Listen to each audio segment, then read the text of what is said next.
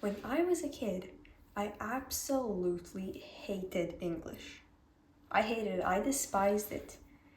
That had to do with the fact that my dad really wanted me to learn English, so I felt kind of pressured. And one thing about me is that I'm very stubborn. Like super fucking stubborn. Like you tell me to do something, I will probably do the opposite of that. Like I can't help it. I mean, so I completely refused to learn English. And I would even send these very dramatic voice recordings or like text messages to my dad when I was in like grade 4, being like, I will never learn English. Ew, I fucking hate English. English is so ew, English. So it was an era, it was a time, and once my dad gave up on me, I learned English. Just like that, you know. Okay, so it really wasn't that simple. It wasn't just like, oh, I learned English. Some events had to take place for me to actually learn English. I was around 11 years old. First of all, in grade 5, I got a new English teacher, which already was like, you know, something new, something interesting, something that made me more interested. Second of all, I had grown out of cartoons. And cartoons I would mostly watch in Latvian or Russian. And I wanted to watch something new, so that's when Netflix enters the story. Now there's at least cartoons, but back then there was nothing in Latvian on Netflix, absolutely nothing. And everything that was in Russian I either had already seen or I just wasn't interested in watching that. So I was forced to watch Pretty Little Liars in English. Is one of them is dead. To be fair, I didn't get past season 1, I think, or like past season 2, I wasn't very interested. And I also don't think I understood everything that was happening there. But that one step changed the course of my life. Like that literally changed the course of my life. To me, that was like putting my hand in water to check the temperature of a huge lake before diving in. After Pretty Little Liars, online school started and I started watching How I Met Your Mother, and honestly, after those 9 seasons, I was basically fluent. I mean, this is something I recommend to anyone who wants to learn a language. Start watching simple shows like How I Met Your Mother or Friends, because they're not complicated, and those shows would be funny with no sound, honestly. Like, I could probably watch How I Met Your Mother without, like, with the sound turned off and still laugh. Like, I wouldn't even... Honestly, I don't know. Maybe I wouldn't. It was a while ago. Maybe I wouldn't even find it funny now. But I was 11 or 12, so whatever. And of course, simultaneously, I continued to learn English in school. Let me give you a bit of background of how that works. So in Latvia, I'm pretty sure in almost every school, if it's not like a special school, you learn English as a second language starting from grade 1 to grade 12 or 9. It depends on how much you want to study. Usually it's like 3 or 2 times a week. And I just want you to understand on what level my English was at that time. First 4 grades, I don't think I could have been able to give you more than 2 sentences in English. So like, I have this image over, it's gonna show up somewhere. So I have this image. This is a picture which I found in my camera roll from, I'm pretty sure this is 4th grade English notebook. Don't mind my handwriting. Don't mind that disgusting cursive I'm writing in. That's not important. That's a completely different story. We're not gonna talk about the cursive. And let me take my computer close. I mean, I literally said, my favorite seasons is summer and winter. Crossed it out and wrote the correct thing, which is my favorite seasons are summer and winter. Then we have, I think this is from my English notebook because I definitely did not come up with that myself. In July, we feel so free, swimming in the bright blue sea. I definitely wrote that down from my English notebook. There is literally no way I came up with that. Also, I wrote Christus. In December, Christus comes. Bro, I wrote January.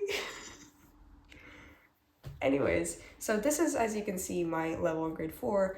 My vocabulary at that point was, I baked a cake, pillow, dog, cat, tomato, something like that, pretty much. I go to school.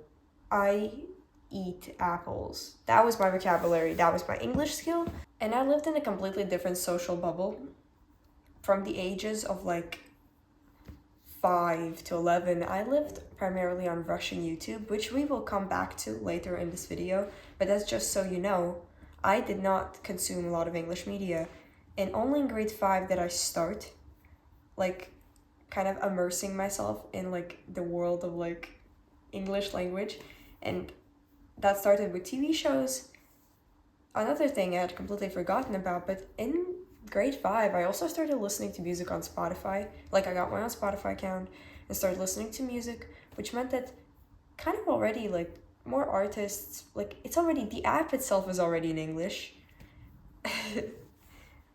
The app itself is already in English, which meant listening to songs, listening to more English language, having to find songs in English artists.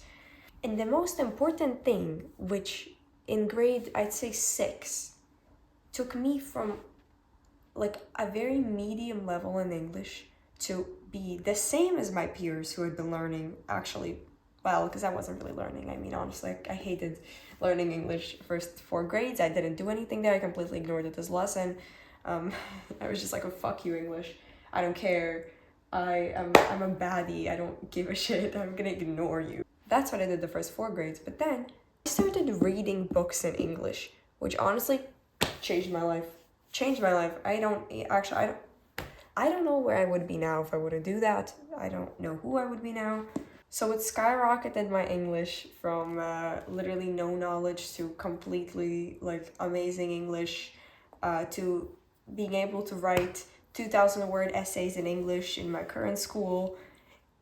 Was that on May 26th, 2020, I finished my ever first book in English. That book was Really Professional Online Person by John McAllister, or John Expen, the YouTuber. Also, I remember reading that book and I didn't understand many things. For example, that was the first time I was 11 or 12. That was the first time I encountered the word anxiety. I did not know what that word meant. I asked my sister like 3 times, like, what the fuck is that word? And she couldn't tell me. Like, she could not. She's like, I mean, that is, like, she tried to translate it, but it's like very hard. And I was so confused, like, what the fuck is this word? Like, what is that? What is that word? I was so confused. Like, what? I couldn't understand. Especially because you can use the word anxiety in so many different ways. You can say that you're feeling anxious. You can say that someone has anxiety. And it's like, what is that? What's that? Another thing I would keep messing up is for every English speaker, this is going to be like, what do you mean? That's so like simple. That makes so much sense. It does not make any sense.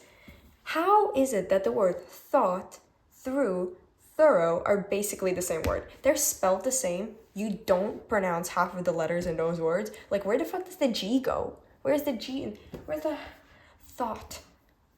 Though. How the fuck do you get though? Where did the letters go? Who the fuck stole the letters in the word though? Like, all I hear there is T and O. Where the fuck did the G go? Where the fuck did U go? Where did those letters go? Where the fuck did H go? Where did they go? I don't hear them. I don't fucking hear them. Where did they go? I literally don't understand. And I mean, of course, now I know, but like back then, it was so hard. I was trying to read. There was like, is it thought? Is it through? Is it though? Yeah, through as well. Like, that's another. You just add an R and it's like a completely different word. Like, that's crazy. And they sound completely the same, but they're written completely same. Huh? Hello? So anyways, that was my little rant on the English language and my struggles with it. Then in grade 7, I moved to an international school where all the classes were in English, which just improved my English and made me have the English I have today. But sometimes it's crazy to me to think about how 5 years ago, I could not be filming this video because I would not be able to say half the things I'm saying now. Now we're entering the next part of this video, which is how speaking English has influenced my life and just the influence of languages in general on our lives, because I love languages. I love languages. They fascinate me. They completely fascinate me. I love finding differences between them and similarities. I speak 3 languages fluently, and I'm currently learning my 4th language in school, which is French. And I feel like that's just so fun. I don't know. I love languages. And I also feel like a lot of people who only speak one language don't really understand the struggle and the importance of languages in a way. Because, there are people, I don't know about you guys if you speak one language or 2 languages, but a lot of people who, for example, live in an English-speaking country and they don't move, or maybe they live in like a region which only speaks English, they don't ever have to learn any other language because everything is in English nowadays. Almost every movie is in English, every website is in English, or devices most of the time are in English.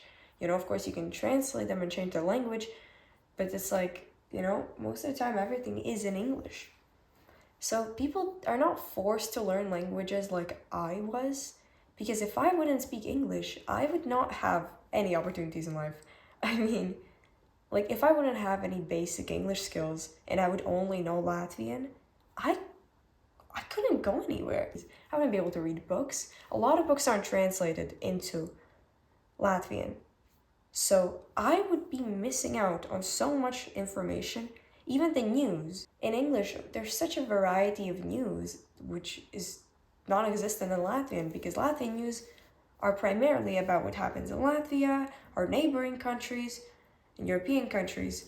In English, I'm able to find out what's happening in Australia right now when I have no connection to Australia whatsoever, If it's not like a big worldwide news, it's not going to be in Latvian news outlets. My circle is way more limited without speaking English. And there's a lot of other funny instances which I was discussing with my friends who spoke in English their whole lives. How, for example, I lived in a very Russian internet circle. I watched a lot of Russian and Ukrainian YouTubers. There were a few Latvian influencers, but I mostly watched the Russian ones because there was just more of them, and they made more Western kind of content. A lot of Russian YouTubers would just go out and copy what the people in America are doing and just do it in Russian. And it works. It works perfectly fine. So that's what I used to watch a lot. So a lot of Russian and Ukrainian YouTubers, because that's kind of all I had, And back then as well, before the war in Ukraine, most Ukrainian YouTubers would make content in Russian, which now I've seen a lot of them stop, which I think is iconic, as they should. Now I see all of them kind of stop because, a lot of countries speak Russian, not that many speak Ukrainian, so it makes sense. It's the same way as if I'd be making content in Latvian, only a limited amount of people would be able to understand me. And because I kind of was on a whole different side of the internet, I missed out on a lot of huge events of the 2010s. I did not know who Jake Paul was. I didn't fucking know who that man was. Why would I? Why would I know who he was? Say it, I hope I don't sound ridiculous. I don't know who this man is. He could be walking down the street, I wouldn't know a thing. So a lot of YouTubers, a lot of famous people, I just did not know who they were. I have never seen a PewDiePie video in my life. I have no idea what content he made. I knew he existed, I knew he was famous. What does he even do? I wouldn't know. I couldn't tell you. I lived in a whole different bubble. And when I met people who've lived in a primarily English internet bubble, they give references, they say people's names who I've never heard of, and I'm like, right, whatever that person is, whoever that guy is. I also found my 6th grade English notebook, so we can compare it to my to the picture of my 4th grade one. This is when I was already really good at English, so let me first of all, we have this book, which is completely destroyed. This is more of a task book. It doesn't really matter. It's there's little milk in the fridge. I have got a few oranges. That's what this was. And then here we have my very sexy notebook, as you can see. Compare it to the last thing you saw in that one, to this one. This notebook starts with me writing Hi Mark, what are you doing at the moment? I'm watching a TV program about animals in the desert. So, in 2 years, I went from not being able to connect sentences to being able to make proper conversations, ask proper questions, answer them properly. And of course, these are very basic things, you know, this is like, oh, he went to the park. But there was already something, and I could understand when people said that, and it made sense to me. I could also finally understand those crazy, like, every English speaker who's like had English as their native language won't understand what I'm talking about right now. But when you learn English as a second language, there are these crazy voice recordings, which are for some reason all in British. So every single voice recording is like, this is Anne. She's from Yorkshire. She has 3 dogs and she loves to go bird watching. And it's like, what the fuck? What is going on? And every single like recording has like music in the beginning, right? And after that, you have to like answer questions about this. And it's just like it's a core memory. It's a core memory you have, you know? All the things I said were sort of minor details of English, but I want to look at a bigger aspect of language as a whole and how it impacts the way we see the world. Language completely changes the way we perceive the world. The more languages you speak, the more points of view on the world you have. First of all, if your vocabulary is already wider in one specific language, you already see more. You notice more details, you know how to talk about things more descriptively, and you just see things differently. And imagine if you speak 5 languages. That is like seeing the world in 5 different ways. Isn't that fucking crazy? I think it is. And let me give you an example. So here we have this one image, which I found online. Imagine you just started learning English and you would have to describe this image. You'll probably say the first thing you notice in this image and the only things you can say, which would be a field and the sky. And now imagine that you are a fluent English speaker. You would probably mention how it's a sunflower field and how there are clouds in the sky. First of all, you'd not only notice more details, but you would have more ways how to express them. You could say more colors. You could say that the flowers look very graceful, that they look very beautiful, that their heads are tilted, and some of them are upwards looking at the sun. And you would just be able to spot way more nuance in this one image. It's one image, you know, it's only one picture, but so much things get lost in translation and lost in thoughts, and I think that's fascinating. And then I gave myself a challenge, which is I read a paragraph about this image in English, and then I tried to write one in French, which is the language I'm currently learning in school. You can clearly see how in English there's just way more things I've written, and in French it's like, what, 3 sentences? Also, let's not talk about the grammatical mistakes and just everything there. Let's just not discuss that. It's not important. It's already way less mistakes because Google Docs like kind of underlines where you have them. And I also have to admit to you guys, I kind of cheated when I was doing the French one because I needed to translate the word clouds and the word behind because I had forgotten those completely. And now imagine I would give you these descriptions and you would have to draw the image without seeing it. Those would be 2 completely different images. There would be so many details and nuance would be lost. Another thing I love is how there are words and languages that don't exist in other languages, right? And for this, I went online to search Latvian words that don't exist in English, and I ended up on the most trustful of all sources, Reddit. So one of the main words that stood out to me was the word savējais. This word implies being one of us, being ours, one of the group. It's mostly referred to a person, but there is no word like that in English. Let me just go and Google Translate it right now for you. English translated it as own. Not really, isn't literally like that.